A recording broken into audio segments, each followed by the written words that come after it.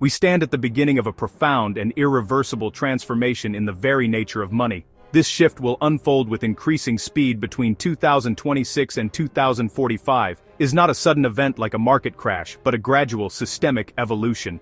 It represents the end of what we might call the industrial money era. Paper currency, centralized banking institutions, nation-state control. We are entering the digital cognitive networked money era. In this new paradigm, money is no longer a static object or a simple entry in a bank's ledger. Instead, it is becoming dynamic, intelligent, and interconnected. It is becoming software. The monetary system we have known for generations is not collapsing in a dramatic overnight spectacle. Instead, it is experiencing a slow, steady erosion of its two fundamental pillars, the stability of its value, and the basis of its trust. The first and most visible crack is the persistent dilution of fiat money. Fiat currency, the government-issued money we use every day, has no intrinsic value. Its worth is based on the trust and authority of the state that issues it. Governments and their central banks have the power to create more of this money, to finance spending, to manage economic crises, to stimulate growth. This act of creating money out of thin air is often politically easier than the alternative of raising taxes. While this tool can be useful in the short term, its long-term consequence is dilution. When the supply of money increases faster than the supply of goods and services, each unit of that money inevitably buys less. This is the root of inflation. Most people do not experience this as a sudden catastrophe, but as a gradual and frustrating loss of purchasing power. The price of groceries, fuel, housing seems to creep ever upward, making it harder for savings to keep their value and for wages to keep pace. The second, and perhaps more profound crack, is the migration of trust. For centuries, our financial system has been built on institutional trust. We trusted kings, then governments, then large banking corporations to issue money, to verify transactions, to enforce contracts. This trust was placed in people and the institutions they ran. However, the digital age has introduced a new and powerful alternative: trust in mathematics and open, verifiable code. Cryptography, decentralized consensus protocols, the technologies that underpin systems like Bitcoin, allow for the creation of systems where trust is not required.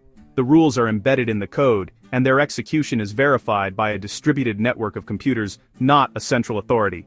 This represents a monumental shift in who, or what, we need to trust to conduct our financial lives. Instead of trusting a bank CEO, a government official, we can choose to trust a transparent, auditable, and immutable set of rules. As the old monetary foundations weaken, a new architecture is being built on digital rails. The most significant innovation is the advent of programmable money. This is the idea that money can be more than just a static number. It can be imbued with logic and rules, just like software. Imagine a currency programmed to automatically pay your taxes on the day they are due, or a government relief payment that can only be spent on essential goods, food, medicine. This functionality can introduce incredible efficiency and precision into financial transactions, reducing bureaucracy and eliminating manual, error-prone processes. These tools will be deployed in two distinct forms: state-sponsored programmable money, central bank digital currencies, CBDCs, digital versions of national currencies, issued and controlled by central banks, offer convenience and efficiency, but also potential for unprecedented surveillance and control. A government could program currency to expire after a certain date to encourage spending, or restrict its use in certain geographical locations, or block certain types of purchases. Raises big questions about financial privacy and individual autonomy, placing users in a more controlled financial environment. At the same time, private, self-custody, programmable money grows. Mine one no down in Kenny, in Surrey, in Spain. The transformation of money is happening in parallel with another powerful force: the rise of artificial intelligence and advanced automation. Together, these trends are poised to fundamentally redefine the relationship between labor, income, wealth. For much of the industrial era, the primary path to financial security was trading time for a wage. You went to a job, worked a set number of hours, and received a paycheck. This model is becoming increasingly fragile. AI and robotics can do a growing number of tasks, not just manual labor but cognitive work in law, accounting, creative fields, more efficiently and cheaper than humans. As these changes take hold, a new and distinct societal structure will begin to emerge. This new hierarchy will not be defined by traditional markers like nationality, race, inherited social class, but by an individual's position and capabilities within the new digital money system. We can conceptualize this structure in three broad tiers, each representing a different level of financial freedom and control. The gap between these tiers is likely to widen significantly in the coming decades, making your position within this framework one of the most important determinants of your life's opportunities and outcomes.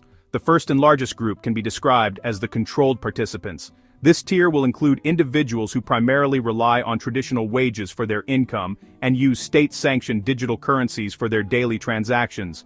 Their financial lives will be characterized by convenience but also by a high degree of transparency and regulation. Their income and spending may be subject to monitoring and rules set by the issuers of the money they use.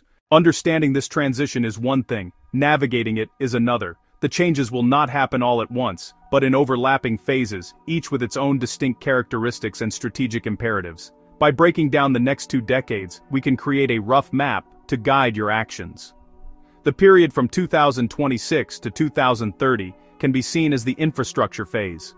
During these years, the foundational technologies of the new money system will move from the fringes to the mainstream. Central bank digital currencies will be piloted and launched in several major economies. The use of physical cash will continue its steep decline.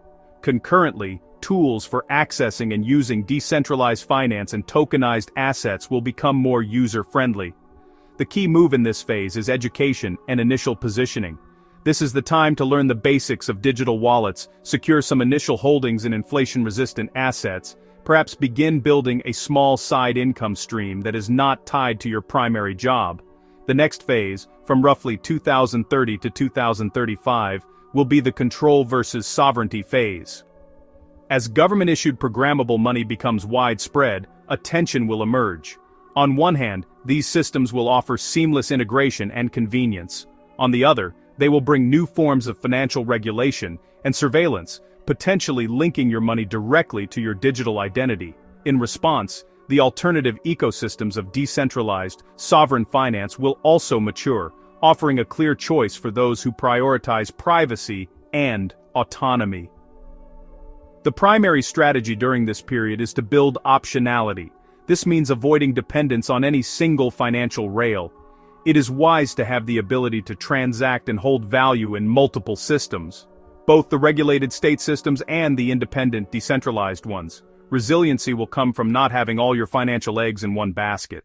We have journeyed from the crumbling foundations of the industrial money system to the emerging architecture of a digital networked world. Money is becoming intelligent software, assets are becoming liquid and fractional, the nature of work and wealth is being redefined.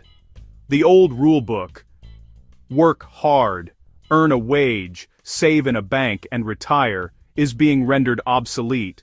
It was a strategy for an era of stable currency and predictable careers, an era that is now fading.